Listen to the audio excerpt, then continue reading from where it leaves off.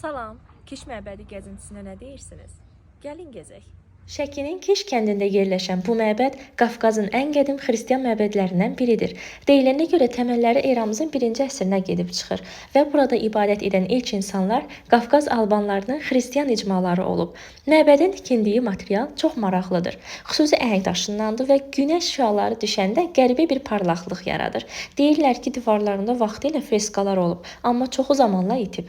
Burada gəzdikcə təkcə dini bir məkan deyil, həm tarix, memarlıq baxımından da dəyərli məkanda olduğunu hiss edirsən.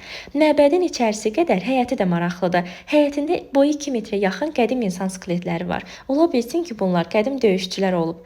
Kiş məbədi sadəcə bir bina deyil, Qafqaz tarixinin 1000 illik izlərini qoruyan bir yerdir. Bu gördüyünüz işıqlandırma isə artefakt deyil. Bu nə deməkdir? Artefakt odur ki, qədimdə hazırlanan əl işi, qədimdə hazırlanıb və günümüzə qədər gəlib çıxıb. Bu isə installyasiyadır. Yəni 2000-ci illərin əvvəllərində kilsənin, məbədin təmiri zamanı əlavə olunmuşdur. Hətta bəzən çaşqınlıq yarada bilər. Əlavə olunmuş bu yenilik Kiş məbədinin motivləri əsasında qədimi üslubda hazırlandığından bu çox da fərqlənmir.